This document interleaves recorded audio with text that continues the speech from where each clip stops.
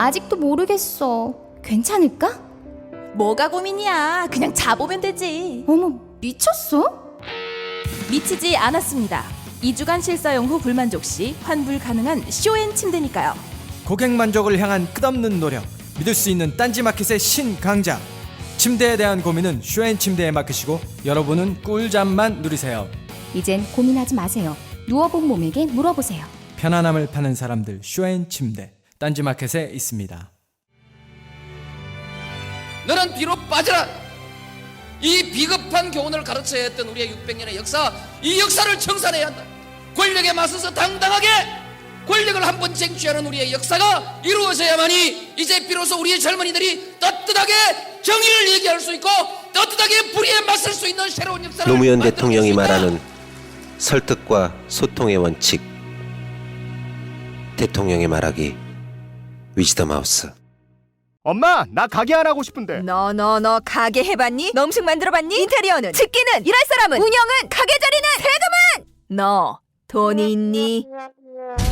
나는 요술램프 몬스터 셰프다. 네가 원하는 모든 것을 들어주마. 맛집의 맛을 똑같이 만들어줄 수 있어요? 맛뿐만 아니라 돈과 청음의 모든 비법을 알려주겠노라. 야하! 이젠 걱정 고민 끝! 네이버 검색창에 몬스터 셰프라고 쳐주세요. 상담 문의 02-4558-8838. 몬스터 셰프! 야, 이 부장! 네가 부장이면 땅이야? 뭐? 저 인간 저건 쟤 오늘도 술술 풀리고 안 먹고 회수 갔냐? 내일도 신체 상태로 출근하겠구만. 아유. 고려 생활건강 술술 풀리고 음주전 한포가 당신을 지켜드립니다. 특허받은 천연 유래 성분 숙취 해소제 술술 풀리고를 은하계 최저가로 딴지마켓에서 만나보세요.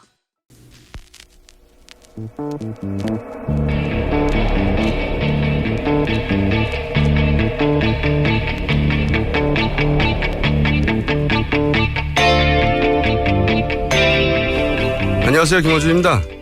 지난 주말 단군 일에 가장 많은 사람들이 거리로 나왔다고 합니다.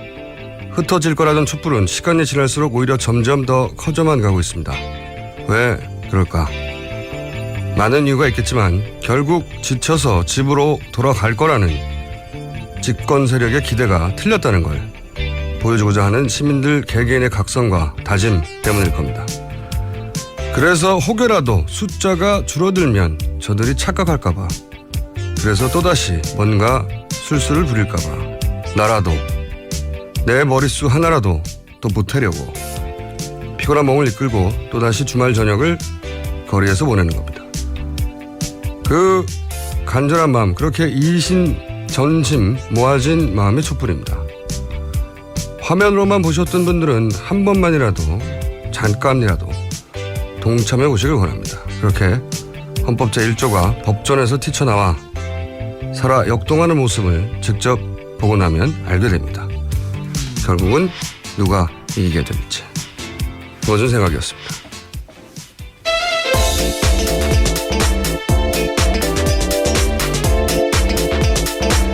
네, 첫 순서는 첫날부터 함께해온 송채경화 기자와 함께하는 시간인데, 송채경화 기자가 결국 한겨레 20일 안수찬 편집장, 저도 잘 아는 훌륭한 기자입니다. 편집장이 누구도 특혜는 없다는 이 엄정한 방침 때문에 새벽 4시 기상했다고요, 평소에. 하루 종일 풀타임 근무하고. 그런 하단 일정 때문에 2달 만에 케어가 됐습니다. 대통령보다 먼저 하야를 하고. 그래서 오늘 저희가 다음 브리핑 기자를 구할 때까지 임시로 저희 제작진 중에서 마침 막내 작가 휴가를 가는 바람에 서열에 밀려서 김우광 PD가 강제로 발탁돼서 지금 도살장에 끌려온 표정으로 제 옆에 앉아 있습니다. 안녕하세요. 안녕하십니까. 네, 떨려요? 많이 떨리네요. 네, 제가 알 바는 아니고. 주말 집회 나왔습니까? 저는 취재 때는 부산에 내려갔었는데요. 부산에서 집회에 참여했습니다.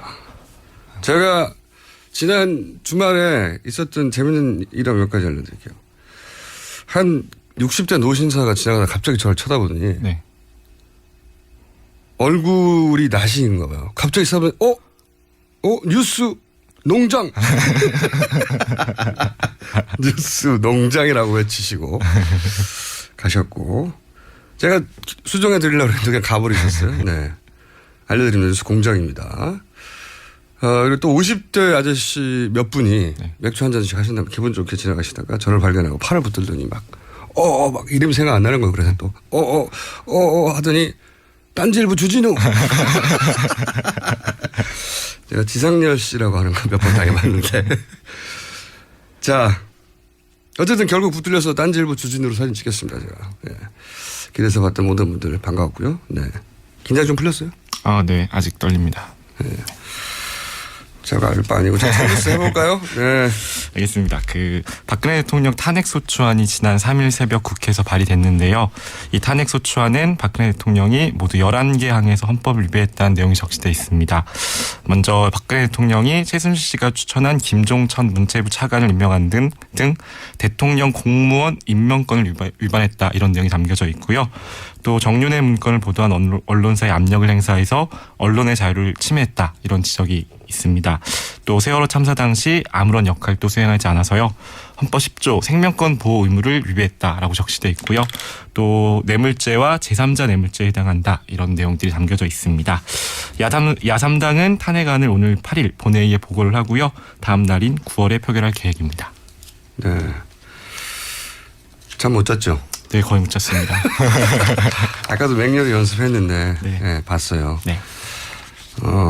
연습했는데 크게 잘했다고는 생각이 안 드나. 그래도 다른 사람도 밖에서 웃고 있는데 저 제작진이 저 사람들 다 한 번씩 들어올 겁니다. 그때 다 웃나 보자고요. 이 새로운 몇 가지 그동안 거론되던 거하고는 다른 몇 가지가 있네요. 대통령 공무원 임명권 맞죠? 네. 실제로는 최순실 씨가 한 거니까. 그렇죠. 언론의 자유. 세월호 관련해서는 생명권 보호 의무 위반. 네, 맞습니다.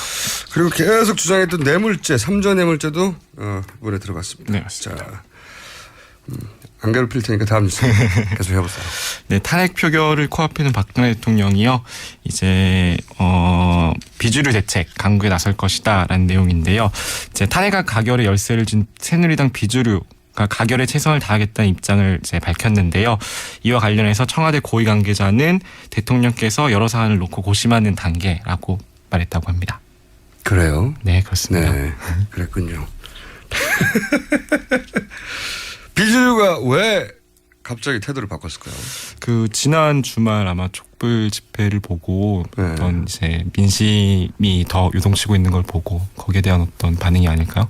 네, 저도 뭐 당연히 그렇게 생각하는데 이런 것도 있을 것 같아요. 뭐냐면은 이게 사실은 촛불로 당장 의원직이 뭐 날아가거나 그런 건 아니거든요. 네네. 다음 의원들한테는 총선이 굉장히 중요한데 다음 총선까지는 아직도 3년 6개월 남았어요. 그렇죠. 엄청 많이 남았어요.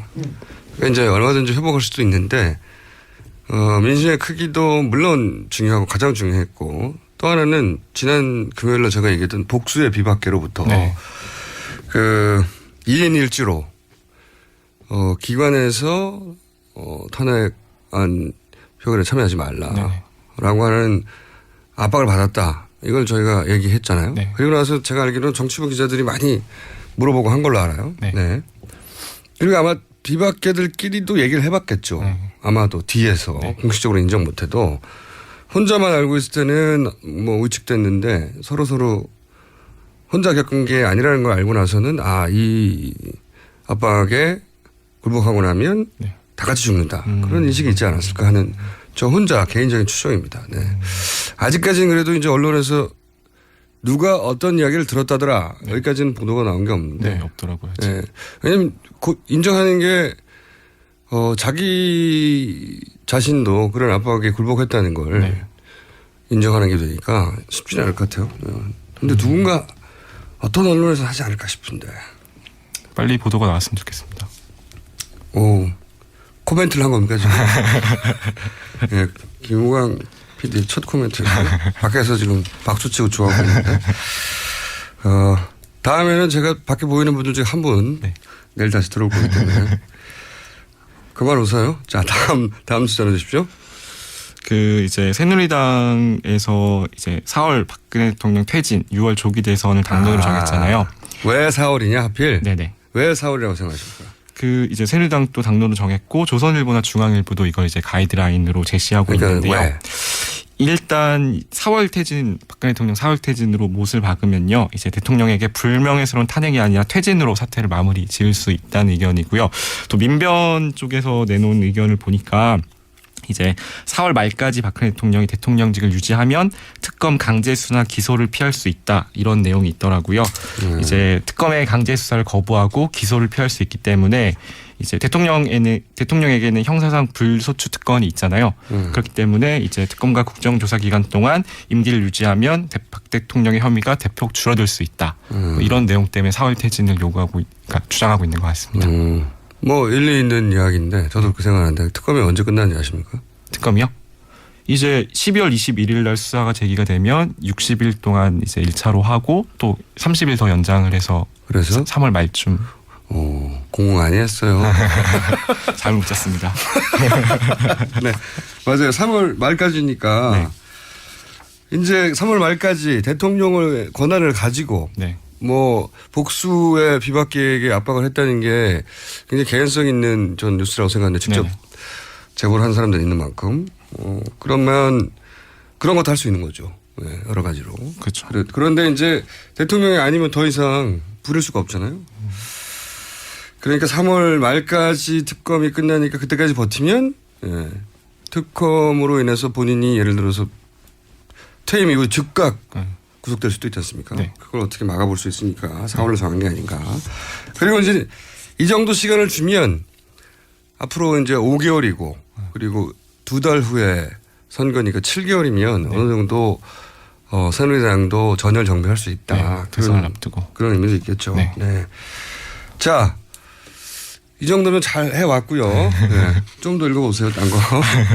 특검 관련해서 짤막한 소식 몇 가지 전달해 드리면요. 이제 박영수 특별검사팀에 이제 윤석열 검사가 합류를 했잖아요. 윤석열 검사는 이제 국정원 댓글수사팀장이었는데요. 이 팀에 이제 국정원 댓글수사팀 으로 활동했던 분들도 합류를 하겠다는 소식이 있고요. 또 세월호 7시간 김기춘, 우병우 반드시 수사하겠다. 김기춘, 우병우를 일반인과 똑같이 법대로 이제 다루겠다. 이런 내용들도 있었습니다. 네. 자, 다음 뉴스는 채널A 단독 보도인데요. 이 뉴스가 오늘의 주시 뉴스입니다. 제가 보기에. 그 정유라를 IOC 위원으로 만들기 위해서 치밀한 작전을 짠 정황이 포착됐다고 합니다. 일단 IOC 선수위원회 당선되려면 이제 3가지 조건이 충족돼야 되는데요. 먼저 우리나라 후보에 선출된 다음에 IOC 선별 작업을 거쳐서 올림픽 출전 선수들 투표에서 4위 안에 들어야 되는데요. 이 과정에서 이제 정유라를 위원으로 만들기 위한 여러 가지 작전들이 이제 짜여져 있었다고 합니다. 그러니까 우리나라에서 후보 선출 1단계, 2단계 IOC 선별, 3단계 선수들 투표 4위 안에. 그렇습니다. 이 조건을 충족시킬 수 있다.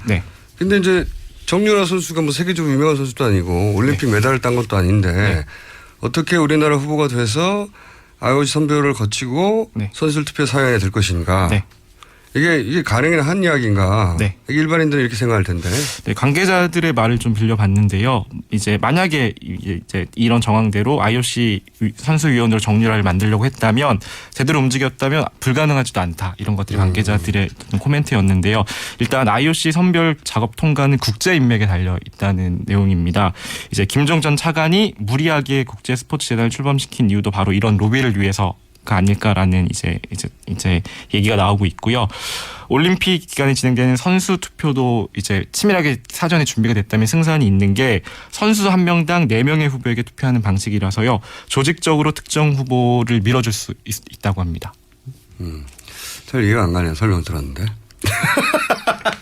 그러니까 권력과 로비 그리고 조직력을 앞세워서 치밀하게 작전을 짰다면 정유라 IOC 선수 만들기 프로젝트가 전혀 불가능하지 않았을 거다라는 어떤 얘기인 거죠. 그런 정황들이 포착되고 있다. 이런 내용입니다. 첫째로 우리나라에서 후보가 되는 것은 어렵지 않았을 것 같고. 첫 번째로. 그다음에 지금 말씀하신 대로 예를 들어서 한국, 중국 연맹이 협력을 하면 선수가 표를 4명한테 던진단 말이죠. 그러니까 3명은 자기가 알고 좋아하는 사람한테 던지고 1명을 연맹에 찍으라는 사람한테 하면 그 1명의 몰표를 받아서 당선될 수 있는 거죠. 그런 것도 있고 여기서 문제는 이거예요. 정유라 씨가 올림픽에서 메달 한 번 딴 적이 없지 않습니까? 네, 그렇죠. 보통 IOC 위원들은 각국을 대표하는 선수들이에요. 네. 메달, 뭐 금메달 정도는 기본적으로 따고. 네. 꼭 금메달이 아니어도 되긴 하는데 네. 어떻게 메달을 따냐 이거죠. 2020년 올림픽에서. 그렇죠. 네, 거기까지 공부 안 됐구나. 그게 왜 가능성이 있냐면 네. 승마는 동양에서는 일본의 최강국이에요. 네. 그래서 우리나라 수준차가 굉장히 큽니다. 네. 우리는 올림픽에서는 메달을 못 따요. 근데 아시안 게임에서는 왜 금메달을 따느냐. 금메달 따는 여러 번이거든요. 네. 왜냐하면은 일본은 아시안 게임을 안 쳐줘요. 그래서 A팀이 안 나오고 B팀이 나와요. 네. 그래서 우리가 메달을 따는 거예요. 근데 이제 올림픽에서는 일본 A팀이 나가기 때문에 우리가 메달을 딸 가능성이 없단 말이야. 여태까지. 네. 그런데 2020년은 도쿄올림픽이에요.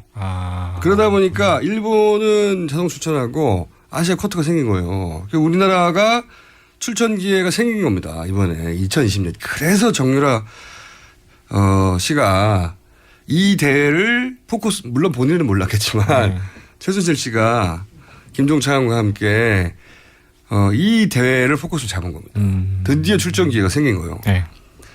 그리고 그때 심판들도 크게 매수할 가능성이 이때까지 해온 걸 보면 네. 그러고도 남을 쪽 사람들이죠. 네. 그러니까 심판들 매수하면 이게 그 점수가 심판들 개개인의 네. 눈에 달린 거기 때문에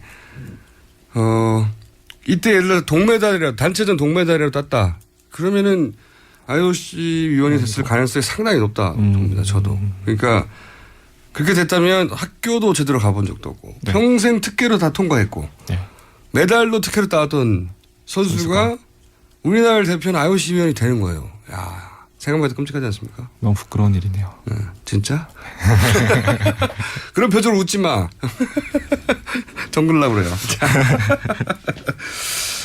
가능성이 있는 플랜이었던 겁니다. 근데 이게 여기서 끝나지 않고 그러려면 사실은 우리나라를 대표하는 스포츠 스타는 누가 생각해도 남자는 그때까지 박태환 선수였고 여자는 그때까지 김연아 선수였단 말이죠. 이 선수들은 나서기만 하면 되는 거예요. 그냥 무조건. 그러니까 이 두 선수가 소위 제거되어야 되는데 그런데 이제 이 박태환 선수는 이제 약물 복용권으로 자동으로 밀려났다. 이렇게 생각하는데 여기에 관해서도 추가 보도가 있어요. 이게 정말 기가 막힌 보도인데 알려주세요. 그 이제 말씀하신 대로 박태환 선수 약물 복용 사건, 이 최순실 씨와 관련이 있는 것이 아니냐라는 의혹이 제기됐는데요. 처음으로 제기됐어요. 채널 A 단독이죠. 네. 그 이제 김종전 문화체육관광부 차관에게 올림픽 출전. 제가 얘기할게요. 이걸 다 읽으려면 너무 오래 걸리니까 이거 언제 다 읽어? 말씀하시죠. 네. 박태환 선수가 남성 호르몬 주사를 처방받았어요. 그리고 나서 본인은 계속 억울하다 했던 게 문제 없다고 했다. 의사 선생님이. 의사 선생님이 문제 없다고 했기 때문에 본인은 그걸 첫手까지 믿었다. 여기에 대해서 이제 일반의 의혹은 아니 그걸 어떻게 모를 수가 있냐. 응? 본인이 알고 의뢰했고 그랬겠지. 여기까지인데 근데 최근에 밝혀진 채널A 보도 내용이 뭐냐면 박태환 선수를 그 의사에게 소개해준 인물이 있는데, 그런데 이분이 전문 브로커래요. 전문 브로커. 전문 브로커인데 박태환 선수에게 먼저 접근을 했다는 겁니다. 채널A 보도에 따르면. 2013년 10월에 접근했다. 먼저 접근을 해서 재활 치료를 무료로 받게 해주겠다. 이렇게 시작이 됐고, 그래서 박 선수는 이 병원에서 오랫동안 무료 진료를 받았는데, 그런데 이 약물 주사. 약물 주사하면 떠올리지 않습니까? 요즘 갑자기 최순실 씨가. 이 약물 주사가 A씨, 브로커 A씨, 그리고 의사라면 알았을 거거든요. 그게 도핑해서 검출되는 약물이라는 건 저도 이제 물어봤는데 그때 당시에 의사들은 모를 수가 없답니다. 약의 성분상. 그런데 그걸 알고도 처방을 했던 의사의 이상한 처방. 그리고 김 전 차관이 뒤를 바치고 있고 그리고 박태환 선수가 떨어져 나가야 정유라 씨가 IOC 위원이 되는데 한여름도 더 다가가고 이런 플랜들 속에 이 처방 A씨, 병원, 의사, 최순실 씨 관련 고리를 지금 취재하고 있다. 그런 정황을 발견했다는 게 채널A 보도. 아직 뭐 확실한 물증은 아닌데 듣고 보니 그런 개연성이 있을- 충분히 있을 법한 네. 이때까지 최순실 씨가 해냈던 무수한 어려운 작업들에 비하면 이 작업은 선수 하나 보내는 건 그렇게 어렵지 않은 것 같아요. 그래서 아직까지는 명확한 물증이 나온 게 아닙니다. 네. 그런데 저는 이 대목도 특검에 포함돼야 된다. 검찰이 조사할 방침이라고 하니까요. 결과가 어떻게 나올지 좀 지켜봐야 될 것 같습니다. 그냥 구태의한 멘트 그만하고요. 특검에 포함돼야 한다. 네. 자, 제가 살살 괴롭혔어요. 김우광 PD 내일도 나옵니까? 그건 좀 제작진과 얘기를 좀 해야 될 것 같습니다. 제작진과 얘기를 해봐야 돼. 밖에 제작진들은 절대 안 된다고 손을. 기양 당한 거 계속 네. 당분간 당하는 게 낫지 않겠는가. 자, 지금까지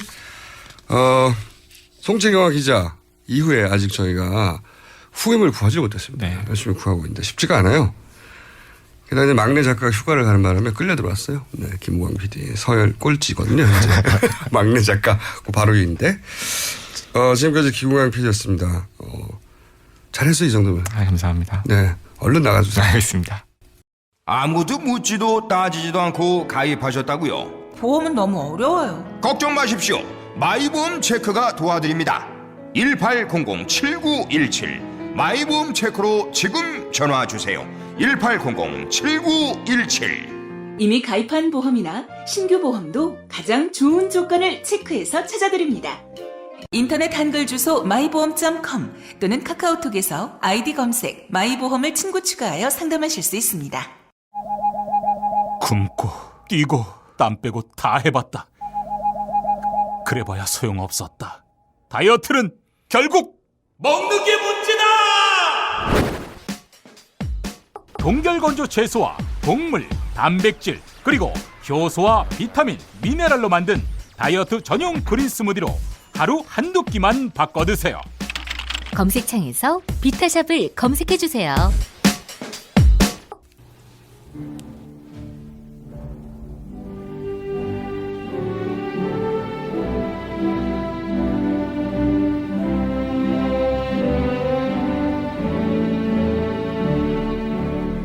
친애하는 국민 여러분 많이 하십니까? MB 인사 올렸습니다. 벌써 12월이 됐습니다. 올해도 한 달밖에 안 남았다는 건데 시간 참 버뜩버뜩 또 가는 것 같습니다. 참 빠릅니다. 이 뉴스공장 이거 시작한 게 엊그제 같은데 김호준이 어리버리한 거 지금 나불나불 좀 잘하고. 그런데 이제 참 이게 참 중요한 게 뭐냐면은 저희 뉴스공장이 나 이거 참 진짜 놀랍습니다. 하루 다운로드도 500만 건을 돌파하고 어마어마하지. 드디어 팟빵 1등을 찍었습니다.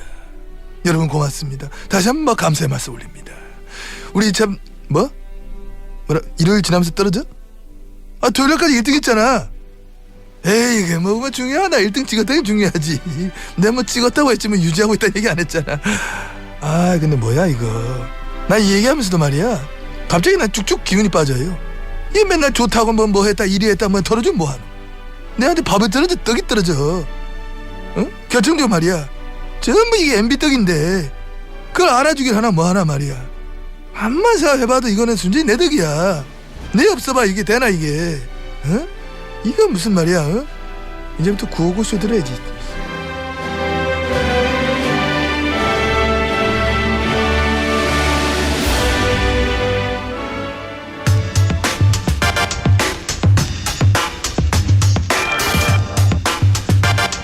네, 첫 번째 인터뷰 시간입니다. 탄핵 전국이 하루가 멀다고 요동칩니다. 어제 다르고 오늘 다르고 오전 다르고 오후가 다릅니다. 이 요동치는 전국의 한가운데, 정말 한가운데 계신 분 오늘 모십니다. 국민의당 박지원 비대위원장 전화 연결됐습니다. 안녕하세요 대표님. 예, 오랜만입니다. 안녕하세요. 네, 요즘 대표님도 고생이 많으시고 대표님 전화기도 고생이 많죠? 전화기 바꿨습니다. 폭탄 얼마나 받으셨습니까? 한 6만 건. 6만 건이요? 네, 문자만. 네. 문자만. 이게 대표님 최근 행보에 국민들이 좀 불만이 있었다는 거 아니겠습니까? 이 자리를 빌어서 그 문자 보내신. 최근 행보에 불만도 있었지만은 네. 격려도 상당히 많았습니다. 비율이 얼마 됩니까? 한 3분의 1은 격려였어요. 네, 그러면 3분의 2 불만을 보내신 분들에게 한마디 해주세요. 탄핵은 가결이 목적이지 상정이 목적 아닙니다. 광장의 함성은 또 국민의 요구는 당장 박근혜 대통령을 끌어내려라 라고 요구를 하고 있지만은 우리 헌법기관 제도권 국회에서는 합법적인 방법으로 박근혜 대통령을 끌어내리기 위해서는 탄핵밖에 없습니다. 그렇다고 하면은 거듭 말씀드리지만 탄핵은 상정이 목표가 아니라 가결이 돼야 되거든요. 그런데 제가 12월 2일 표결은 부결된다. 그러니까 반대한 것을 마치 박지원과 국민의당이 탄핵을 반대한다라고 모 측에서 SNS를 통해서 확 번지니까 이게 뭐 저에게 쏟아졌지만은 함에도 불구하고 제가 이건 아니다. 그리고 3야당 공조해서 9일로 결정되면서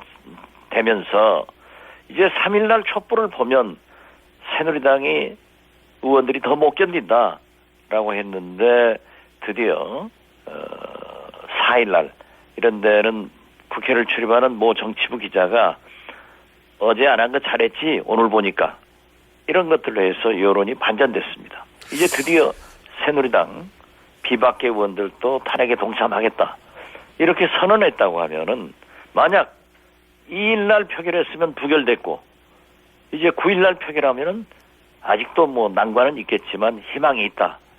그래서 저는 오히려 박지원과 국민의당이 잘했다 하는 평가를 받게 되리라고 믿습니다. 네, 그 부분은 제가 좀 이따 차근차근 따지기로 하고요. 네, 뭐 탄핵 가결이 중요한 게 맞죠. 네, 그 부분은 제가 좀 이따 다시 한번 쭉 길게 설명하신 부분 중에 여쭤볼 게 있어서 그런데 뉴스공장 출연하신다고 어제 미리 공지를 하셨던데 뉴스광장이라고 하셨더라고요, 대표님. 뉴스공장으로 바꿨습니다. 네, 대표님. 제가 요즘 광장에 입을 달고 살기 때문에 네. 공장도 광장, 모든 게 광장입니다. 죄송합니다. 대표님 따라해보세요. 시사는 뉴스공장. 뉴스공장. 손석희보다 김어준. 네, 김어준 짱. 김어준 짱. 김어준 짱인 것만 사실이지만은 그래도 손석희가 최고인데요.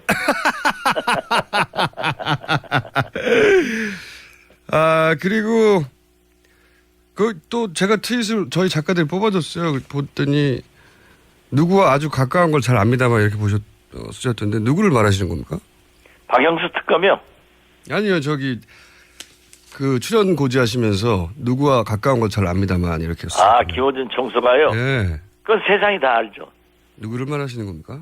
그건 말하면은 김어준 총수한테 청취율 떨어져요. 아니, 저는 뭐 문재인 전 대표 비롯해서 야권 대권 후보들하고 다 가깝고 심지어는 반대쪽에 있는 홍준표 도지사하고도 가깝고 아니 대표님하고도 저는 굉장히 친한데요. 안 친합니까 우리? 친하죠. 네. 그렇지만은 김어준 총수의 장점이 네. 뉴스를 쫓아서 뉴스 메이커들하고 친한 건 사실인데 그 중에서도 우리 국민들 모두가 누구하고 제일 가깝다 하는 것은 다 알고 있습니다. 그래서 X바닥 이렇게 하죠. 대표님. 예. 대표님 제가 좋아하는 거 아시죠? 압니다. 예. 순발력, 협상력, 정보력 발군 아니십니까?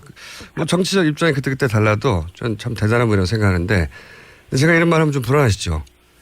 아니요, 괜찮아요. 괜찮습니까? 자, 그러면 한두 가지는 먼저 짚고 가보겠는데. 예, 그렇습니다. 아마도 그때부터인 것 같은데요. 대표님이 탄핵 동참하는 새누리당 비박계대로 정의로운 새누리당 하시면서 이게 야권 지지자들이 요즘 뭔가 이상하다 생각하기 시작한 것 같은데 그때 왜 그러셨습니까? 그건 당연합니다. 왜냐하면은 거듭 말씀드리지만 우리 야권 표 가지고 200표가 넘어서 될 수 있으면 좋죠. 그렇다고 하지 그런데 그건 불가능하니까 산술적으로 28표가 필요한 거예요. 그렇죠.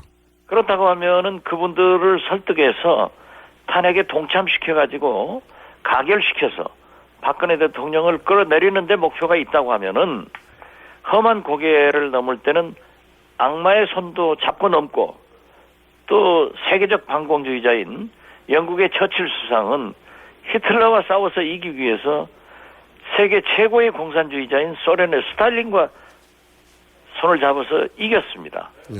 그렇기 때문에 우리는 최우선은 박근혜 대통령의 탄핵이 있다고 하면은 그분들은 이미 박근혜 대통령을 떠나고 있었거든요. 네, 네. 그렇다고 하면은 사람은 모두가 잘못할 수 있습니다.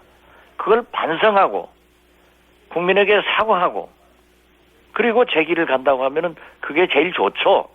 그래서 저는 그러한 표현을 하면서 사실 한 40여 표 내지 60여 표까지 근접을 시켰잖아요. 이때 노력을 할 때는 박지원 의원은 아무도 없었습니다. 대표님. 누가 있었어요? 예, 대표님이 노력하신 건 잘 알고 있는데요. 예. 근데 이제 비박계를 탄핵에 동참시키기 위해서 그렇게 유연하기 위해서 달래고 그러신 거라는 말씀이신데 근데 이제 비박계가 거대한 정치 세력 아니겠습니까? 이게 좀 달랜다고 해서 자기들한테 이익이 안 되는 걸 동참하겠습니까? 제 말은 탄핵이 본인들의 보수. 예. 보수 새누리당의 네. 가치관의 목표는요. 네. 수권 이익입니다. 그렇죠. 돈입니다. 네. 그렇기 때문에 그분들은 분열을 하기 위해서 하고 생각을 해도 손해나는 짓은 하지 않거든요. 그러니까요. 제 말은 탄핵이 정치적으로 유리하다고 판단했으니까 온 거 아니겠습니까? 기본적으로. 아니 그렇더라도 당시는 예. 유리하다고 판단했다고 하더라도 계속 설득해야죠. 지금 말이죠. 어제 비박계가 탄핵에 동참하겠다. 하지만은 조건이 있거든요. 야당과 대화를 안 한다고 하면은 우리 야당은 절대 안 한다 이거죠. 누구처럼 저는 안 한다고 해가지고 몰래 가서 만나는 짓은 안 해요. 그렇지만은 우리는 지금도 제가 자꾸 얘기합니다. 골프는 선거는 고개 쳐들면 그 순간 져요. 그러나 골프도 장갑을 벗어봐야 알고 선거도 뚜껑을 열어봐야 돼요. 그러니까 겸손하게 고개 숙이면서 계속 설득도 하고 또 국민들의 촛불의 힘은 압박도 하고 그러면서도 우리도 압박하고 저도 김무성 대표에게 얼마나 신랄하게 SNS를 통해서 비판했습니까? 너는 왜 김무성의 30시간 법칙을 오락가락 왔다 갔다 이걸 또 하느냐. 그렇기 때문에 너 죽고 박근혜 죽는다. 이렇게 얘기하는 것은 상당히 그 협박도 안 되겠습니까? 네. 압력도. 예. 예, 그 고생하시는 건 제가 알겠는데요.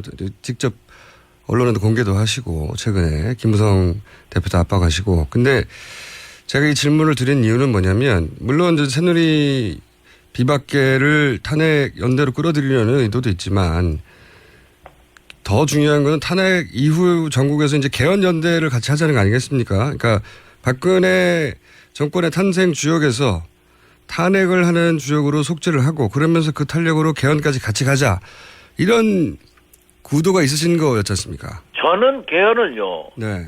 개인적으로 김대중 대통령에게도 개헌합시다 네. 하고 직언을 했지만 지금 개헌은요. 물리적으로 불가능합니다. 현재 기준으로는. 안 됩니다. 네. 어떻게 정치권에서 합의가 되고 대통령이 설사 무슨 단안을 내린다 하더라도요. 국회에서 탄핵처럼 3분의 2 합의가 안 돼요.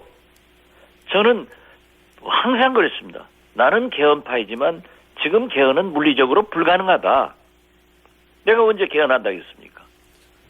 그 개헌을 고리로 친박, 친문 제외한 나머지 세력이 다 함께 힘을 모으자 이런 구상이 있긴 있으셨지 않습니까? 아니 저는 그런 개헌을 꼭 성공하지 못하더라도 아닙니다. 이번 아닙니까? 저는요. 전혀? 그건 일부의 그 마타도어입니다. 마타도어요?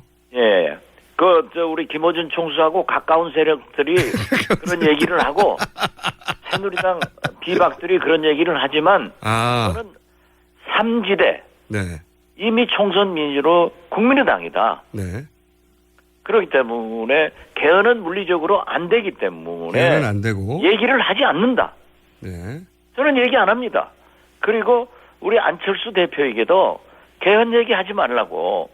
왜냐하면은 개헌 얘기를 해봐야 되지도 않고 또 지금 현재 찬반으로 극명하게 갈려 있는데 또 하나의 이슈를 던져주지 마라. 그렇게 얘기를 했는데 이번에 문자 오는 것도 보니까요. 그 특정 세력이라는 게 밝혀지는 게 왜 개헌한다고 했느냐. 너 개헌한다고 하면서 비박과 뭐 비문과 국민의당과 호남과 손잡자는 것 아니냐. 이건 천만의 말이에요. 저는 분명히 개헌론자입니다. 그렇지만은 지금은 물리적으로 불가능하고 절대 안 돼요. 그러면은 비박, 비문 다 함께 모이자 하는 그건 저희 한 번도 해본 적이 없습니다. 대표님은 그렇게 생각 안 하시는군요. 저는 안 합니다. 우리는 제3세력은 국민의당이다. 네. 이게 총선 민이다. 그럼 국민의당으로 가까운 네. 손학규 대표에게도 정운천 총리 등 또 비문계 여러 의원들하고도 만났을 때 심지어 김종인 전 대표하고도 만나서 얘기를 하면서 그건 불가능하다. 그리고 제일 중요한 게 정체성이다. 네. 제가 박지원이가 언행을 잘못하면은 이 박지원의 책임으로 돌아오는 것이 아니라 돌아가신 김대중 대통령 DJ 몫으로 돌아가기 때문에 저는 그런 거 안 한다. 심지어 말이죠. 저에게 뭐 총리를 얘기하고 박지원이 총리 가는 것 반대하지 않겠다. 라고 어느 측에서 저한테 왔더라고요. 네. 그래서 내가 그랬어요. 야, 이 X야. 그래, 하나가 한광옥 갔는데 박지원까지 박근혜 대통령 품으로 돌아가면은 돌아가신 김대중 총리 대통령께서 어떻게 하겠느냐? 우리 이호 여사님이 금년에 95인데 어떻게 건강을 유지하겠냐? 저는 일거에 거절했습니다. 저 그런 짓 안 합니다. 그러면은 김무성 전 대표를 비롯한 비박계에서는 이제 친박, 친문 나머지는 다 모여라. 이 움직임이 제3지대라는 식으로 설명을 했는데 그 움직임에는 동참 안 하실 생각이십니까? 안 합니다. 예. 그리고 그래요? 그들이 얘기하는 것을 네. 내가 가서 얘기하지 말라고 할 수도 없어요. 그러면 저의 워딩을 예. 한번 들어가서 보세요. 알겠습니다. 그러면요. 제3지대는 이렇다. 그러나 단 너희들이 개별적으로 국민의당에 오고 싶으면은 정체성을 인정하고 잘못을 반성하고 와라. 그렇게 하는 겁니다. 국민의당의 정체성에 동의해서 국민의당에 입당하는 비박계야 뭐 개별적으로 받아들일 수 있다. 이런 말씀이신 거죠? 그것은 자기들이 한 일에 대해서 네. 반성하고 대국민 사과하고 우리의 정체성을 인정한다는 것을 공개적으로 천명하면 된다.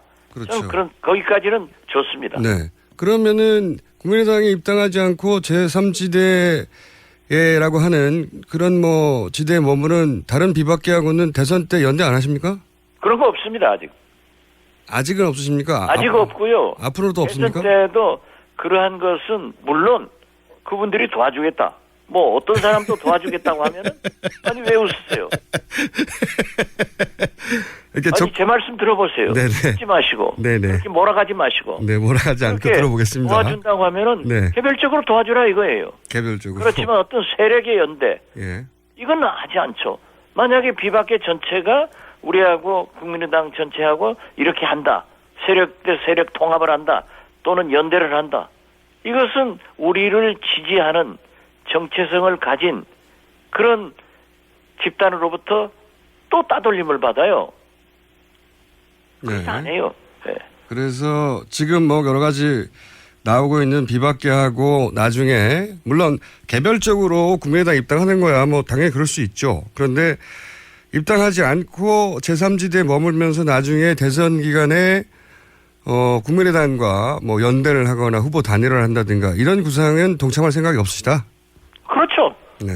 아니 저 문재인 대표도 그런 얘기 하지 않습니까? 그래요? 네. 똑같은 얘기를 하죠. 문재인 대표야 뭐라고 했습니까? 박근혜 대통령한테 명예로운 퇴진 보장하고 퇴진 후에도 명예를 보장하겠다.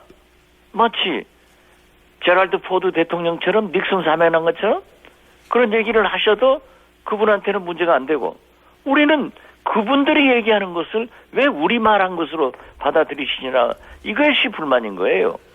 그럼 김무성 전 대표하고도 그냥 개별적인 탄핵 연대지 나중에 뭐 제3지대나 이런 개인적인 그런 집단 대 집단 세력 대 세력 간의 연대는 없는 거네요? 네, 없죠. 네. 그렇습니까? 그러면 세관에서 나오는 이게 세관이라고 하는 게 그 세관이라니까요. 예, 제2의 3당 합당이다 이런 건 사람들이 세관이에요. 예, 제2의 3당 합당이다 이런 건 다 억지란 얘기죠. 억지죠. 예, 그렇군요. 그러니까 우리 정체성을 인정하고 과거의 잘못을 반성하고 대국민 사과를 할 때는 우리가 할 수 있지만은 예. 그것도 세력과 세력으로 했을 때 우리에게는 더 큰 이름이 있기 때문에 안 한다 이거죠. 그렇군요. 그러면 거꾸로 민주당하고는 연대합니까? 야당끼리는? 민주당하고도 지금 현재는 하지 않습니다. 그러나 야권이라고 하는 것은 예. 필요에 따라서 공조를 하고 국민의 힘으로 가능할 수도 있을 거예요. 국민의 힘으로 가능할 수도 있다. 그렇죠. 그러면 그 야권에서 지금도 이번에 네. 이 탄핵 정국에서도 국민의 힘으로 저는 인정을 합니다. 3일날 국민들은 2일날 국민들은 표결하기를 원했어요. 되든 안 되든 해라 라고 했지만은 저는 가능성이 9일이 높으니까 9일로 하겠습니다. 네네. 이걸 갖다가 탄핵을 반대한다 하는 것으로 몰아쳐서 저도 혼나고 네. 다 당했지만은 그러나 저는 그렇게 생각합니다. 국민의 민심은 나는 헌법 절차 내에서 국회가 취할 수 있는 것을 하겠다고 했지만은 국민의 민심은 당장 요구하는 것을 우리는 생각했었어야 된다. 이런 반성을 하는 거예요. 제가 이제 또 거기 드리고 싶은 말씀, 물론 탄핵은 가결이 중요하다는 게 국민의당 입장이고 원론적으로 맞는 이야기죠. 근데 이제 탄핵의 근본 동력을 국민들을 믿고 국민들로부터 얻어야 되는데 비박계를 너무 강조하시다 보니까 비박계가 입장을 좀 바꿔도 동력을 상실하고 우왕좌왕한 게 지난 주말 맞지 않습니까? 그 부분은. 우왕좌왕은 하지 않았습니다. 저는 당황을 하셨죠 좀. 웃지 마세요. 당황을 좀 하셨죠. 마세요. 네. 일관되게 네. 달성을 위해서 우리가 설득하고 하자. 네네. 그렇지만은 2일날 그 국민행동 대표들 정강자 선생이나 박서구 선생 10여 명 더 모셨어요. 민노총 수석 부위원장 등. 네. 이분들에게 제가 설명했어요. 2일 표결에서 부결보다는 3일 그 흥분한 국민들이 광장에 많이 모여서 그렇게 노벨 평화상 받을 수 있을 수만큼 평화적인 질서 있는 함성을 전국에서 지를 때 새누리당이 움직일 수 있다고 생각한다. 정치인은 절대 국민 여론을 떠나서 살 수 없는 거기 때문에 여기에서 여론을 일으키면 된다. 했더니 2일 포결 안 한 것을 이해를 하시더라고요. 9일날 꼭 가기를 하는데 그 질서 있는 퇴진이 아니라 즉각 퇴진을 요구해라. 어떤 경우에도 야3당이 공조하고 새누리당을 압박하지 설득하려고 하지 마라. 그래서 지금은 시간적으로 촉박하기 때문에 압박하고 철저히 공조한다. 이걸 약속했습니다. 또 그렇게 해왔고. 알겠습니다. 그래서 저는 네. 지금도 지금도 새누리당 의원들 안 만나요. 안 만나지만 어젯밤에도 지금 그 새누리당 의원들이 몇 분이 미국을 가요. 네. 그래서 틀림없는 비박계 의원들 몇 사람이 있길래 네. 제가 SNS에다 올렸어요. 이런 분들이 미국 간다 했더니 그분 중에 한 분이 전화가 저희 보좌관한테 와서 나는 안 갈 테니까 내 이름을 좀 삭제해 주라. 얼마나 좋은 일이에요. 또 어떤 분한테는 전화를 해서 너희 가면은 표가 떨어지지 않느냐, 부족하지 않느냐 이랬을 때 만약 부결되면은 그 책임을 역사적 책임을 당신이 져야 된다 얘기를 했더니 9일날 새벽 5시 10분 비행기로 오니까 2시 총회 본회의니까 충분하게 참석한다. 그리고 가서 친박계 의원들을 설득해가지고 올 테니까 꼭 지키고 어떤 경우에도 박근혜 대통령은 절대 퇴진하지 않을 사람이니까 강하게 압박해달라. 이런 효과도 거양했다고요. 그게 네. 뭐가 나빠요? 잘하셨고요. 제가 그 사람들한테 설득해서 탄핵을 반대한다고 하면은 김어준 총수한테 비판받아야 되지만은 네. 진짜 이렇게 애려서 한 표라도 어떻게든지 가기를 위해서 또 촛불 가서 뭐 어제도 하루에 목포, 대전, 서울 다 촛불장에 뛰어다녔다고 하면은 김어준 총수가 저를 업고 다녀야 돼요. 알겠습니다. 제가 다음에 뵐 때 업어드리겠고요. 업어주세요. 예. 업어주세요.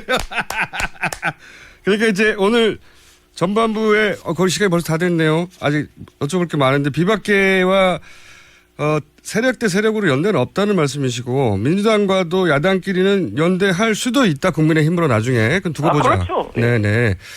알겠고 저희가 민주당하고는 가깝고 네.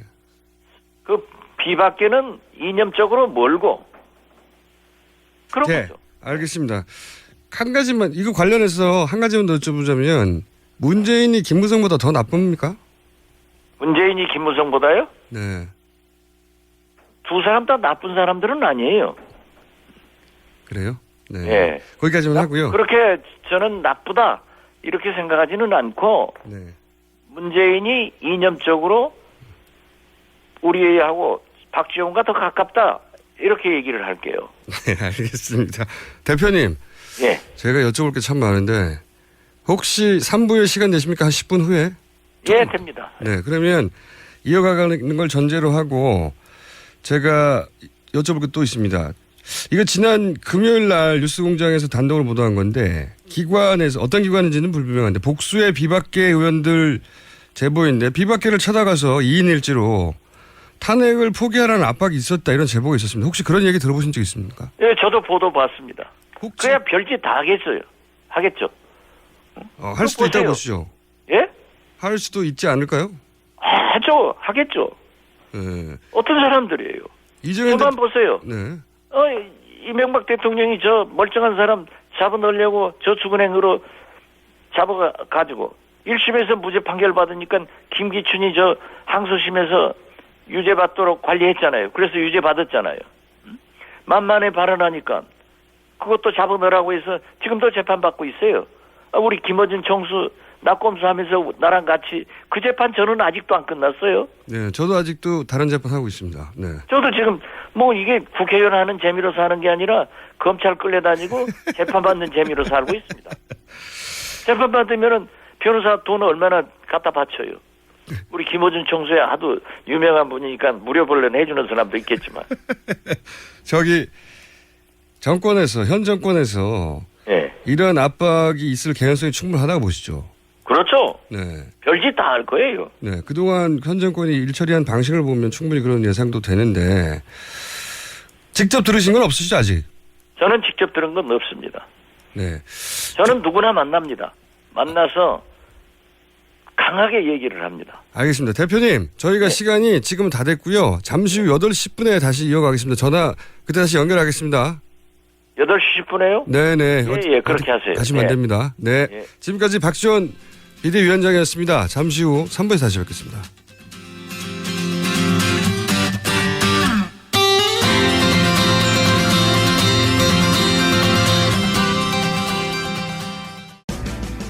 우리 동네에서 일어나고 있는 다양한 소식들을 전하고 모두가 마을을 활용할 수 있도록 도와드리겠습니다.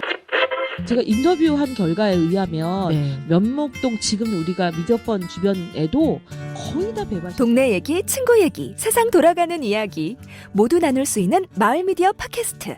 마을미디어 팟캐스트 참여 방법은 검색창에 서울 마을미디어 지원센터를 검색하시거나 전화 02-3141-6390, 3141-6390으로 연락주시면 됩니다. 여성 여러분, 골반이 삐딱하면 허리가 아파요. 아랫배가 나와요. 골반이 바로 서야 건강도 아름다움도 바로 섭니다. 바디로직을 입으세요. 토크밴드의 입체적인 탄력이 틀어진 골반을 바로잡습니다. 간편하고 확실한 골반 교정 타이즈 바디로직. 삐딱한 남성 골반에도 역시 바디로직. 바디로직의 효과를 못 느끼셨다면 100% 환불해드립니다. 자세한 환불 조건은 홈페이지를 참조하세요.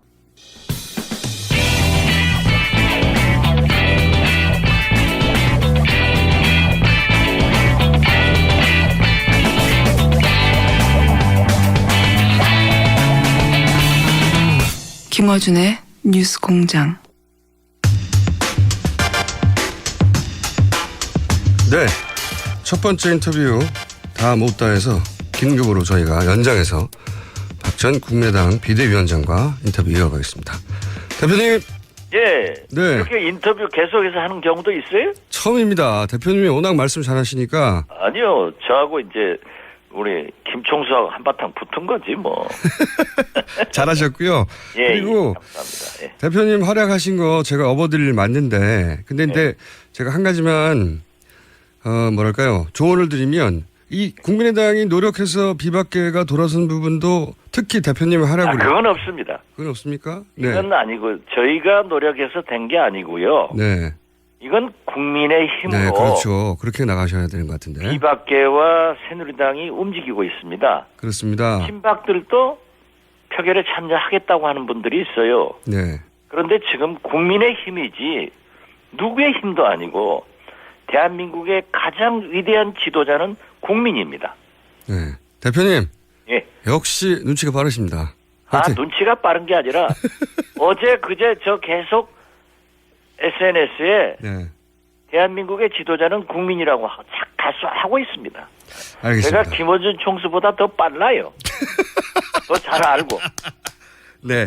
그런데 어제 비박계가 또 태도 변화가 있지 않습니까? 대통령 면담도 안 하고 야당과 협의되지 않으면 탄핵 표결 들어간다고 하는 걸 보면 다시 탄핵의 가능성이 상승하는 거죠. 이렇게 되면?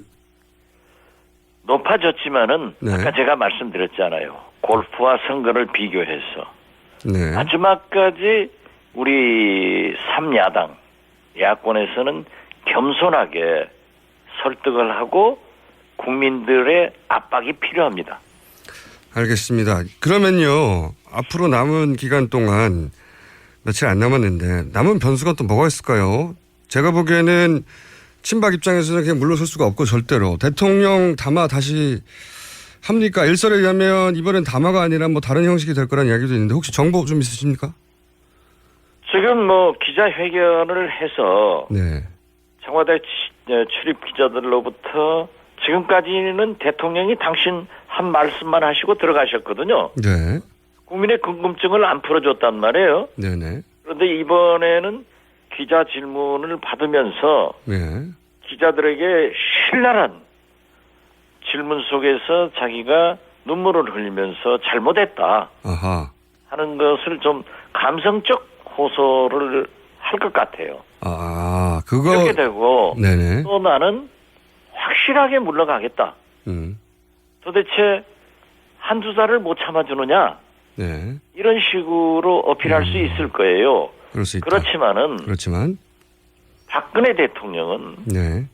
18년간 네. 아버지 박정희 대통령이 새벽 한강을 넘어서 총과 칼로 정권 잡은 것도 알고 네.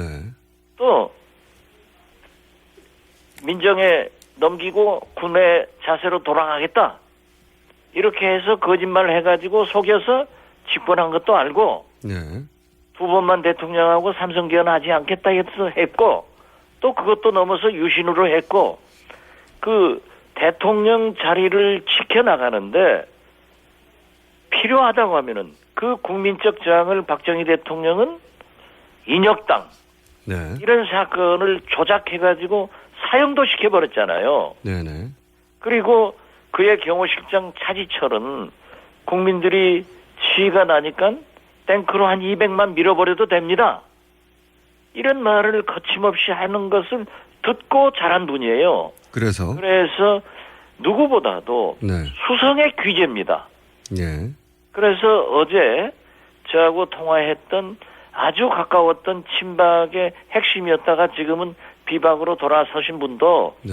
어떤 경우에도 저한테 그래요. 대표님, 절대 박근혜 대통령은 안 물러가니까 야당이 속지 마십시오. 그래서 제가 그랬어요. 당신들만 속지 마라. 나는 너무나 잘한다. 그에 비해서 박지원이는 18년이 아니라 더 길게 김대중 대통령이 죽을 고비를 넣으면서 어떻게 위기를 관리해가지고 대통령이 된 것을 보았다.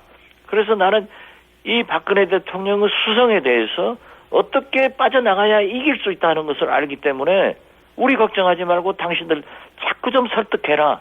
했더니 미국 가서 친박 몇 사람들은 이름 대면서 여기도 가능하다 해서 우리는 그런 걸 하지 절대 박근혜 대통령은 못 믿고 이번 주에도 또 한 건 낼 겁니다. 알겠습니다. 그러면 또 비박이 비틀거리거나 새누리당이 비틀거리면 그건 국민들로부터 진짜 철퇴를 맞는 거죠. 알겠습니다. 그러니까 대통령이 어떤 카드, 뭐 예를 들어서 후대에게 당하는 모습을 보여줘서 동정 여론을 불러일으키는 뭐 그런 전략을 쓰더라도 국민의당은 무조건 탄핵 찬성하시는 입장인 거죠. 국민의당은 이제 아닌 말로 애들 말로 죽어도 고죠. 죽어도 예. 자, 근데 대표님이 오늘부로 비대위원장 임기가 만료되고 김동철 의원이 비대위원장 되는 거죠? 예, 그렇습니다. 네. 근데 이제 김동철 의원 최근 워딩을 보면 대통령이 퇴진 의사를 밝힌 것은 평가해줘야 된다. 또는 대통령이 즉시 퇴진이 국익에 무슨 도움이 되냐. 혹은 뭐 국회가 퇴진 일정을 의논해야 돼. 이런 말을 하셨던데 대통령이 내놓는 카드에 따라서 또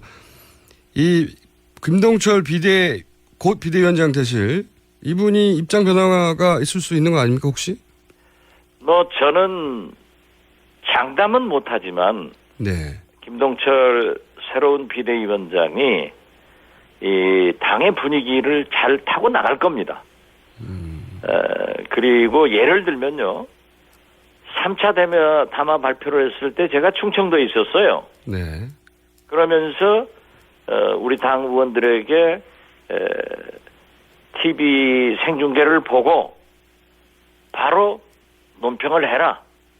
이렇게 얘기를 했더니 전부 퇴진에다가 처음으로 박근혜 대통령이 퇴진 얘기를 했으니까 이건 좋은 일이다. 환영한다. 그렇죠. 퇴진하자. 네. 그렇게 얘기를 해서 제가 세 군데 전화를 했더니 세 의원들이 똑같은 얘기를 해요. 예. 상당히 중진인데 거기에는 물론 우리 김동철 신임 위원장도 포함되죠. 네, 국민의당 내부에서 똑같은 얘기를 해요. 예. 그래서 야, 이건 퇴진 안 한다는 소리야. 예, 그렇죠. 우리한테 함정을 파서 덫에 넣는 거야. 그러니까 이건 세게 치고 들어가. 그랬더니 그거 아니라는 거예요. 그래서 내가 충청도에서 그냥 그대로 SNS에다 올려서 치고 들어갔어요.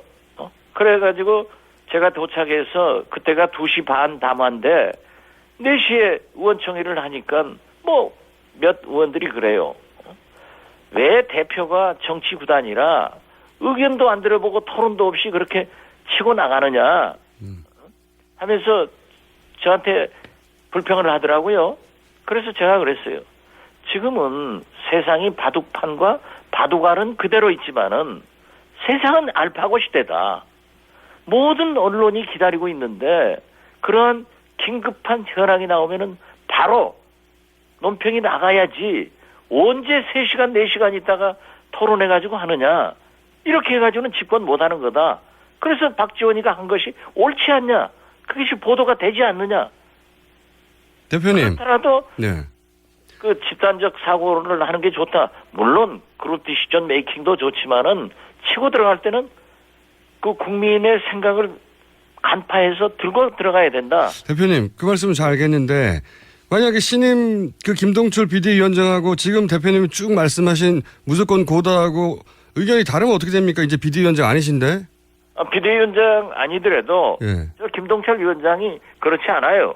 저랑 같이 청와대에서부터 지금까지 함께 쭉 정치를 해온 사람인데요. 네. 물론 평의원 때는 그러한 얘기를 할 수 있겠죠. 그렇지만 지도자이면은 당의 흐름을 국민의 생각을 쫓아야 된다고 생각하고 만약에 그런 일이 있다 하더라도 제가 아직까지는 1인자에서 이제 2인자가 됩니다.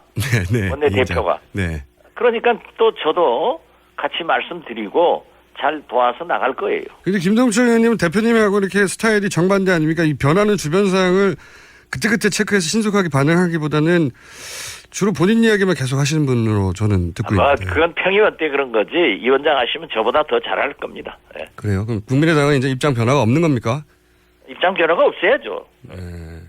이 얘기 저희가 시간이 거의 다 됐는데 벌써 또 한두 가지만 더 여쭤볼게요. 그 당사자한테 직접 들어야 되겠지만 대표님이 워낙 당사자에 밝으시니까 지난 주말에 안철수 전 대표가 박근혜 대통령 4월 퇴진 이야기를 자신이 했다는 괴담이 퍼진다면서 이 사실 무근이라고 경고했는데 그 소스가 아시다시피 원유철 의원 아닙니까? 국민의당 의원 몇몇 만났는데 뭐 4월 퇴진으로 하자고 하더라. 안철수 전 대표가 적극적으로 나온다고 들었다. 이거 괴담이라는 거죠? 사실 아니라는 거죠? 그렇죠. 네. 예를 들면은 김용태 의원 같은 분도 이제 새누리당이 탈당해가지고 뭐 비박과 새누리당, 우리 국민의당이 하는 것은 공공연한 알려진 비밀이다 했는데 금세 시정을 시켰잖아요. 이건 어떻습니까? 그럼 안철수 대표가 원유철 의원을 허위사실 유포로 고소해야 되는 거 아닙니까, 그러면? 글쎄요, 뭐 정치권에서 나오는 얘기를 허위사실 유포죄로 다 고소한다고 하면은 아마 박지원이나 우리 김어준 총수는 가서 서울구치소에 앉아있지 방송하고 있겠어요? 저는 허위사실 유포로 한 적이 없는데요. 아, 그래가지고 뭐 고소 하지만 많이 당했지. 원유철 의원은 허위사실 적극적으로 유포한 거 아닙니까? 아니, 그런데 물론 뭐 그렇게 제재를 할 수도 있죠. 네. 저도 말이죠. 자유천명맹 김경재 총재가 4억 5천만 달러 한두 번도 아니고 수십 번 해서 저 고소해놨어요. 민영사로. 네. 그런데 요즘 뭐 윤창주지는 나와도 김경재 총재는 안 나옵니다. 그 참 웃기는 건데 아무튼 정치권에서 그렇게 내가 어디서 들었다. 이걸 본인 확인하지도 않고 안철수 전 대표한테 확인하지도 않고 보도하는 것도 좀 문제가 있죠. 그렇지만은 해명됐으면 된 겁니다. 고소는 안 하시고. 자, 거의 시간이 돼서 한 가지만 여쭤볼게요. 저도 시간 주시면 한 가지만 부탁할게요. 마지막에 제가 기회를 드릴게요. 예. 그 강영재 부대변인이 어제 또 친문, 뭐 광신도 지령 이런 얘기 해가지고 논란이 좀 됐는데 원래 이런 전국에서는 이제 마타도도 심하고 이간계도 많고 그렇지 않습니까? 그래서 선거의 달인이시니까 잘 아실 텐데 그 강영재 부대변인 아직 그런 경험이 좀 없으셔서 그런지 냉정을 잃으신 것 같던데 대신 정리를 좀 해주세요. 어제 우리 송금주 수석 대변인으로부터 제가 8시 반에 국회 계단에서 우리 국민의당 위원장들 촛불 집회에서 거기 와서 1시간 반 같이 하고 왔어요. 거기서 보고를 받고 그랬습니다. 내 부대변인한테 일일이 얘기할 수는 없고 무엇을 잘못했으면은 빨리 사과하는 것이 좋다. 그 사과를 우리 정치인들은 굉장히 하기를 싫어하지만은 아직 사과는 없던 것 같은데요. 예. 글쎄요. 사과를 하는 것이 좋다.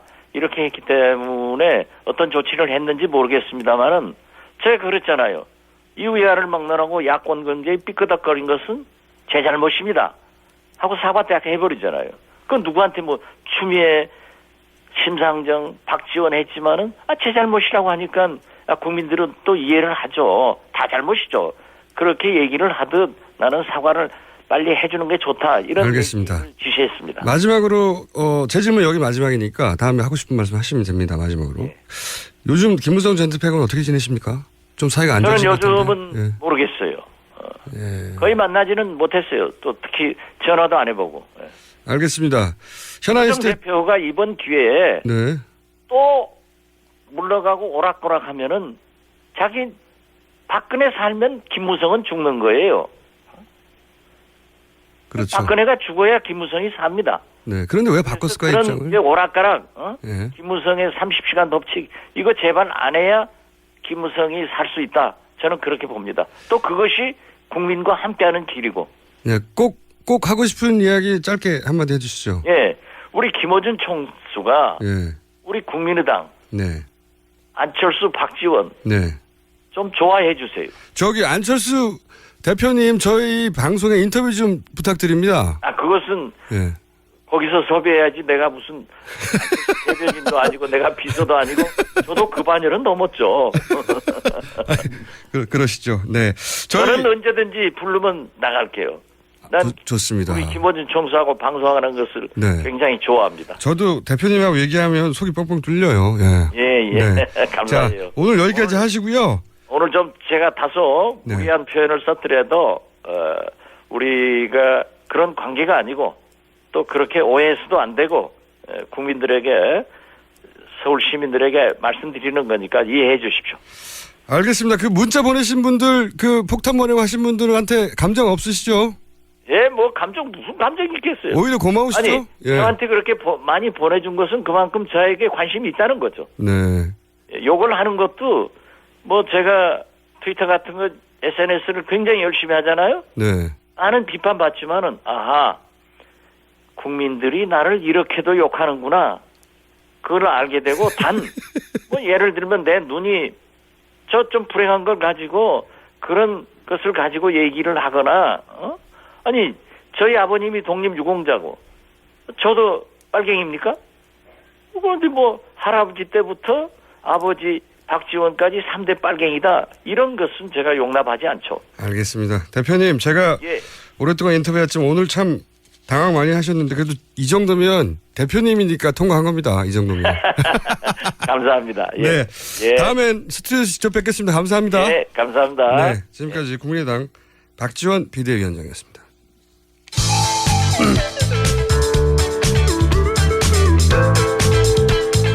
유쾌하고 냉정한 시선으로 본질을 봅니다. 김어준의 뉴스공장.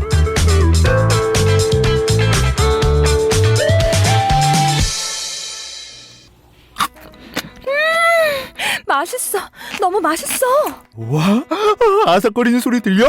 와, 진짜 맛있다. 이 김치 어디에서 샀어? 김치 어디서 샀냐면 화 뭐? 무슨 김치라고? 그러니까 어디 김치냐면 바로 뜸들이지 말고 빨리. 도대체 어디 김치야? 화통김치. 화통김치라고. 국내산 재료로 100% 자체 생산하는 화끈하게 통하는 화통김치. 얼른 검색해서 사 먹어. 알고 싶었다.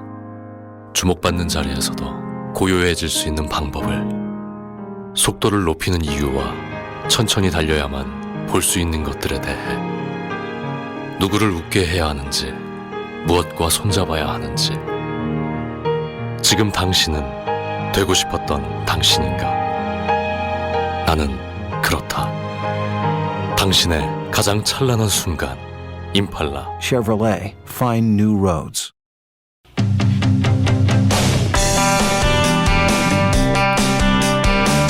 네, 오늘 세 번째 인터뷰입니다.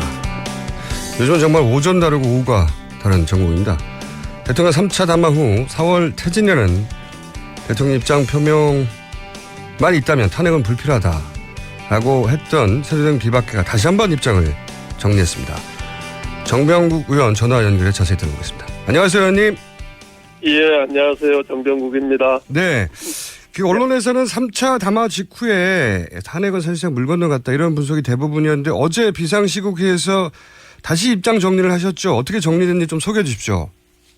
뭐 다시 입장 정리한 것은 아니고요. 네. 명백하게 그 여야 합의된 그 합의가 가능한 안을 내라 하는 거고요. 네.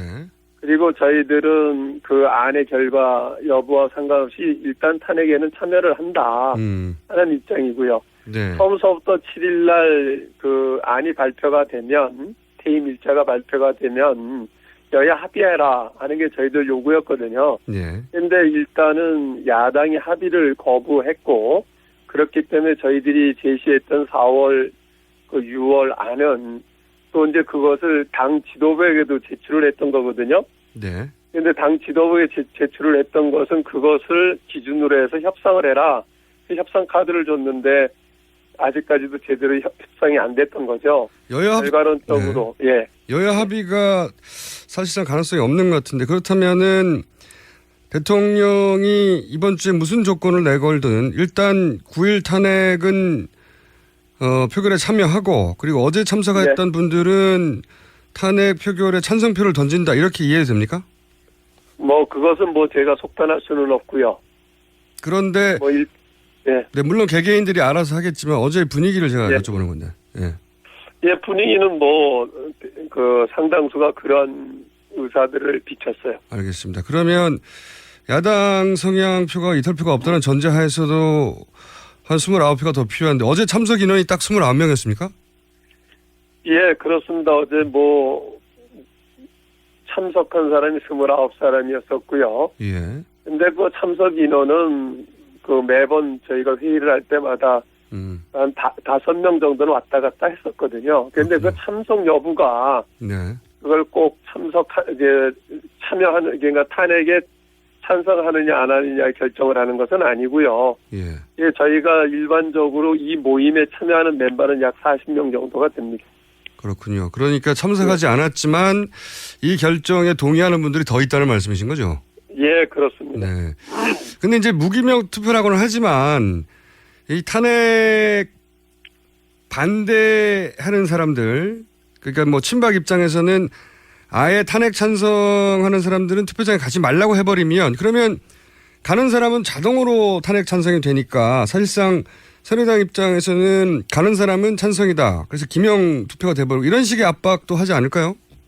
있을 수 없고요. 이미 그 의총에서 네. 원내대표가 그것은 절대로 당론으로 들어가고 안 들어가고 하는 것을 결정하지 않겠다고 이미 선명을 했습니다. 그렇군요. 그러니까 명실상부한 무기명 투표가 되긴 되겠군요, 그때. 예, 그렇습니다.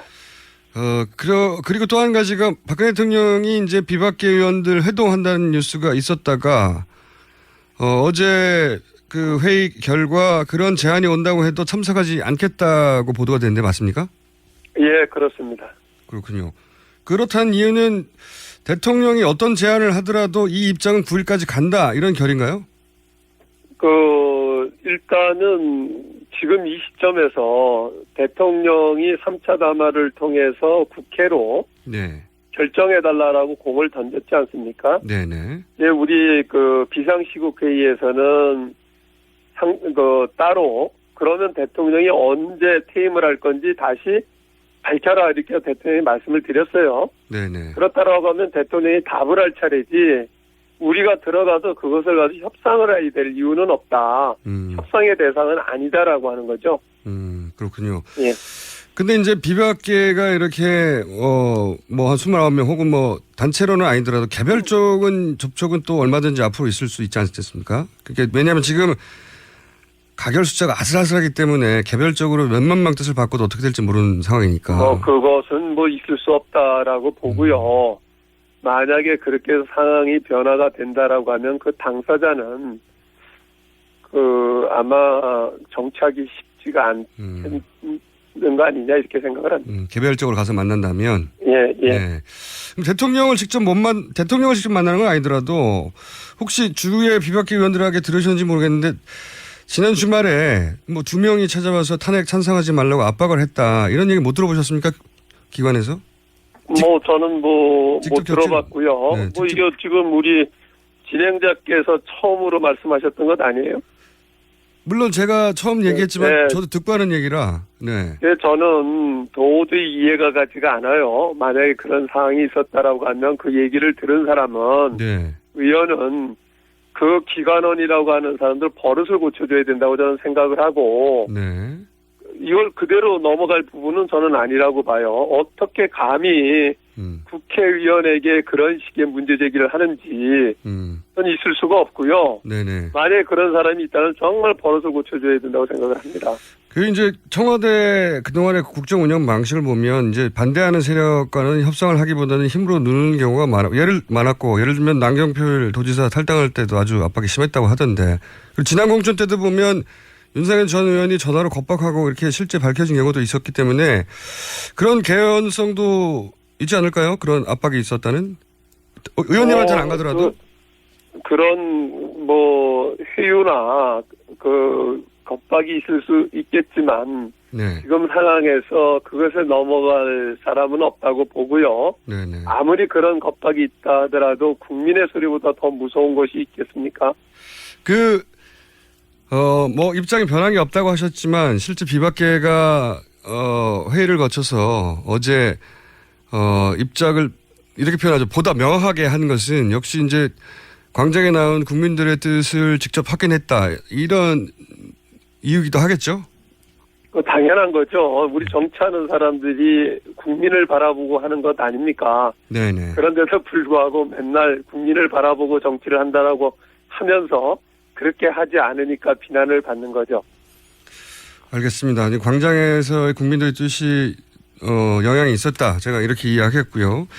근데 이제 친박 혹은 대통령 입장에서는 사실 이대로 물러나서 버리면 그래서 대통령의 권한을 놓게 되면 지금 특검도 있고 그 안전을 보장할 수 없기 때문에 혹은 친박 세력 자체가 와야 될 수 있기 때문에 뭐든지 할 것 같은데 예를 들어서 임기 단축 같은 개헌을 전제로 한 게 아니라 조건 없이 4월에 퇴진한다. 이렇게 대통령이 발표를 해도 비박계 입장은 지금 그대로 그냥 탄핵까지 9일까지는 가는 겁니까? 여야가 합의가 되지 않으면 그대로 갈 거고요. 그리고 대통령이 지금 위법한 상황이 있어서 검찰 조사를 받아야 되는데 검찰 조사를 불응을 했고, 네네. 어쨌든 특검이 이제 출발을 하게 되는데 특검 네. 조사를 받고 하는 데에 그 대통령의 직위를 그대로 가지고 하는 것은 옳지 않다. 네. 그래서 탄핵을 통해서 일단은 정지된 상태 속에서 받는 것이 올바른 것이 아닌가 저는 그렇게 생각을 합니다. 알겠습니다.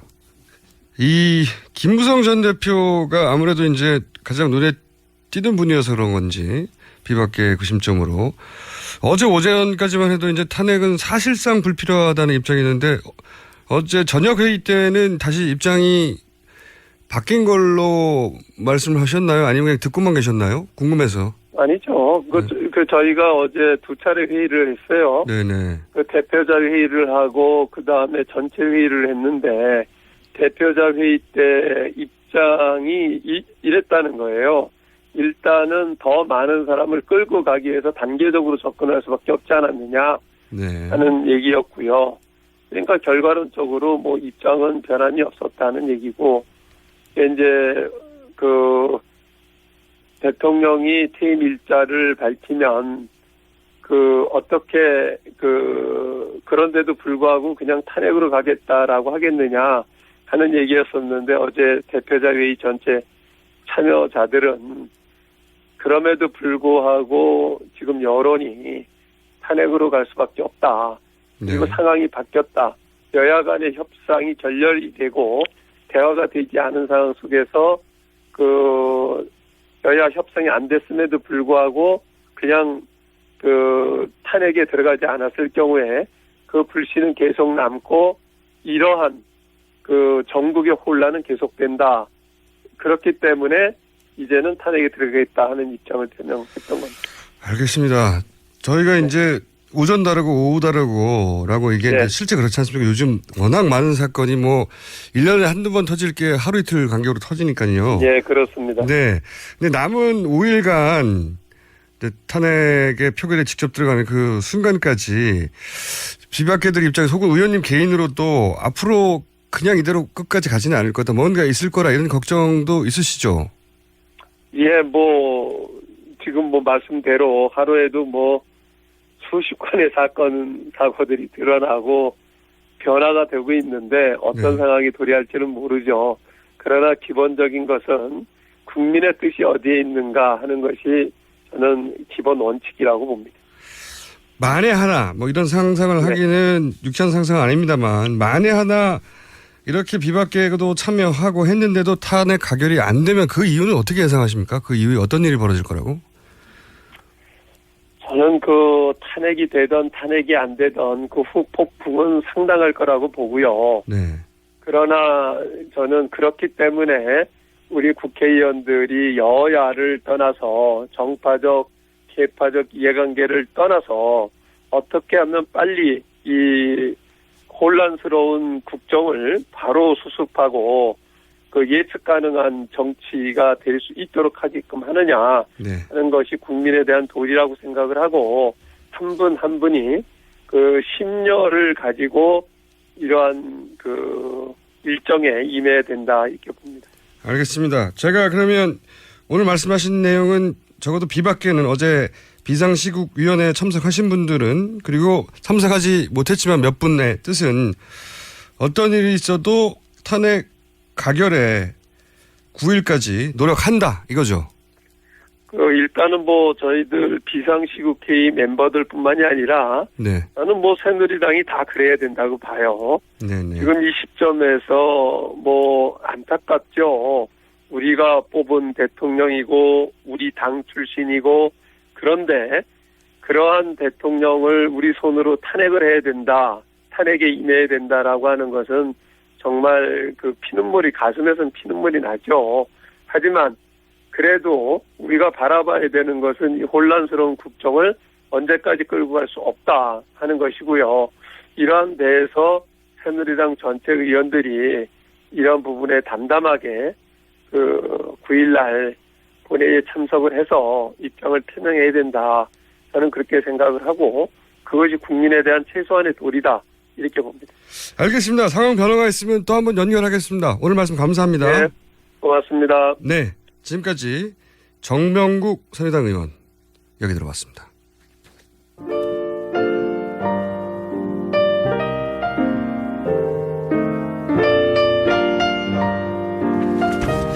자, AS입니다.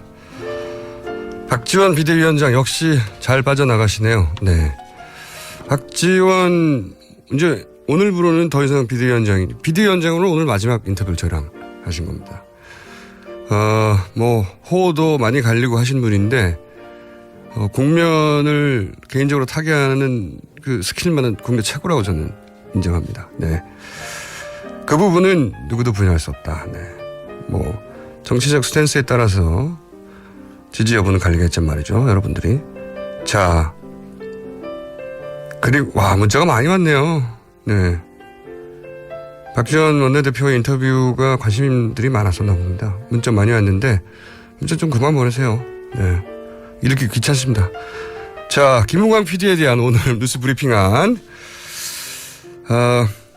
PD님 웃음소리가 너무 귀여워요. PD님 너무 귀여운 거 아닌가요? PD님 목소리 짱 좋네요. 네. 참고로 총각이고요. 이런 문자 계속 보내면 제가 내일 바로 자르겠습니다. 자, 여기까지 하겠습니다.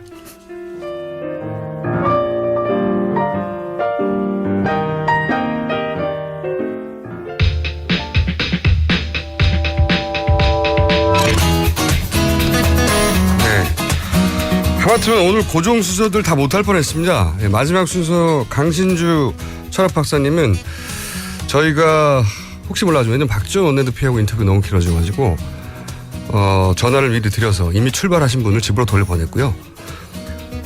그리고 오늘 나오신 지금 앉아 계신 임상훈 인문결 연구소 이사장님도 보내려고 했더니 이미 도착하셨더라고요.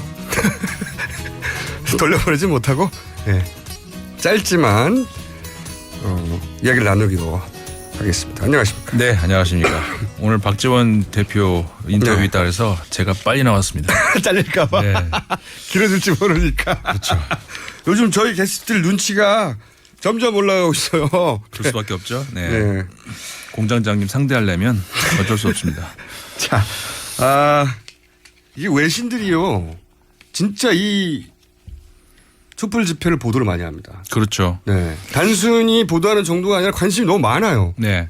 이게 지금 어떻게 보면은 여태까지 그 촛불 시위에 대해서 지구촌에 또 저쪽에 가면 이런 일도 있다라는 식의 어떤 그 토픽성 기사였는데. 초반에는 저희도 뭐 어디 대통령이 탄핵됐다 이러면 잠깐 보다가 그러잖아요. 그렇죠. 그렇게 접근했다가. 네. 이게 도대체 몇 주체를 걸쳐서. 이거는 어떻게 보면 지금 와가지고는 그 지구촌의 어떤 새로운 문화적인 어떤 현상 이런 식으로 접근을 하는 것 같아요. 왜냐하면 그 외신들이 보기에도 그러니까 다른 나라가 보기에도 이런 일이 없었거든요. 세계사에 이게 어떻게 결론이 날지 모르겠습니다만 앞으로. 네. 세계사에 유례가 없는 유례가 집회예요. 없어요. 진짜 네. 유례가 없는 집회입니다. 이게 긍정적이든 부정적이든 어떤 의미든 간에 네. 물론 뭐 집회에 참석하시는 분들과 대부분은 긍정적으로 생각하시겠지만 네. 유례가 없는 집회예요. 네, 맞습니다. 그리고 이제 그 평화 집회 여기에 대해서 무슨 전략적인 뭐 찬반 논란이 있는 것도 알고 있습니다만은 그런 거를 떠나가지고 어쨌든 간에 그 또 기록 세우지 않았습니까? 232만 명이라고 그랬죠. 그 많은 인원이 나왔는데 정말 그 인원들이 지나간 후에 날이 밝은 후 무슨 청소차가 지나간 것 같이 도로가 돼 있지 않습니까? 자원봉사 하시는 분들이 맞아요. 그거 시킨 것도 아닌데 그 집어가고 있어요. 네. 제가 그 현장에 나가서 보면은 그 광화문 한 가운데 말고 그 접하는 그 연결되는 그 골목들 있지 않습니까? 네. 그런 데에 그 젊은이들이 이렇게 있어요. 그 곳곳에 있어가지고 누가 시킨 게 아니라 자원봉사들인데 물어보면 자원봉사들이 아주 목소리를 키워가면서 광화문 광장에 가면 버릴 데 없습니다. 여기다 버리세요. 여기다 버리세요. 봉지를 들고서 이렇게 서 있어요. 맞아요. 그런 거를 그 외신들이 보기에도 서유럽에서도 찾아볼 수 없고 아시아권 다른 국가에서 찾아볼 수 없고 어디도 없는 현상들이거든요. 그것도 그렇고 또 저런 것도 있습니다. 저도 외신 인터뷰가 최근 많이 들어와요. 네, 아무래도 많이 나오시더라고요. 세계적으로 알려진 언론이다 보니까. 그런데 지난주에는 이제 미국 쪽 언론들을 두 군데 정도 만났는데. 네. 첫 번째 물어보는 게, 왜 그러냐. 비리는 어느 나라에도 있는 거 아니냐. 네. 일단 이해를 못 하고요. 왜 이 정도 규모인가. 네. 두 번째로는 이 정도 규모인데 왜 시간이 지나고 점점 늘어나냐 사람들이. 집회라는 게 어느 나라나 그렇습니다. 처음에는 크더라도 이렇게 시간이 지나면서 줄어들어요. 그건 너무 당연한 거거든요. 그렇죠. 왜 자꾸 늘어나고 왜 이렇게 많이 모이느냐. 이 두 가지를 제가 제 나름대로 충분히 설명을 했는데 네. 그래서 완벽하게 이해를 못 하더라고요. 뭐라고 설명하셨는데요? 유창한 영어로. 아니 우선 그거죠. 예를 들어서 트럼프가 만약에 이해를 못하길래 비유를 들었어요. 트럼프가 알고 봤더니 본인을 상징하는 모든 것들이 다 가짜였다. 예를 들어서 뭐 알고 봤더니 무슬림이었고 알고 봤더니 게이였고 알고 봤더니 한 푼도 없었고 알고 봤더니 본인이 했던 모든 멘트가 다른 사람이 써준 거였고 알고 봤더니 그 점성술사가 시키는 대로 했고 그런데 그 사람들끼리 다 해먹었다고 생각해봐라.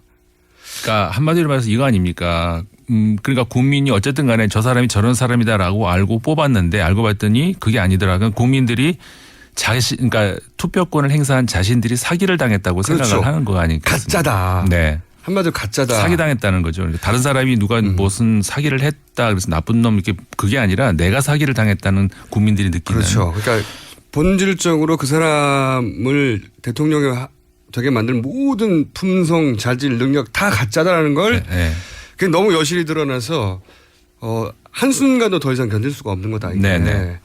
그래 약간 이해 갈랑말랑하는 표정을 짓길래 아직도 이해 안 가면 당신이 문제라고 제가 홍군형을 내줬습니다. 그러셨어요.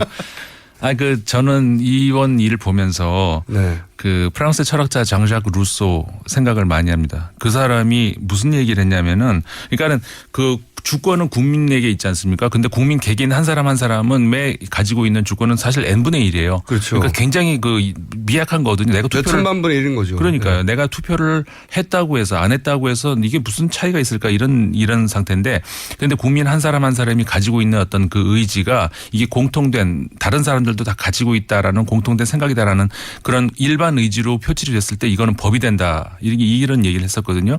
지금 우리나라 국민들이 느끼고 있는 것이 바로 지금 내가 느끼고 있는 내가 국가를 위해서 확신하고 있다는 이게 모든 사람들이 공유하고 있다라고 하는 그런 확신으로 그러니까 한마디로 말해서 이게 우리나라의 일반 의지다 국민의 명령이다라는 주권 행사를 하고 있다는 확신을 가지고 있다고 생각을 해요.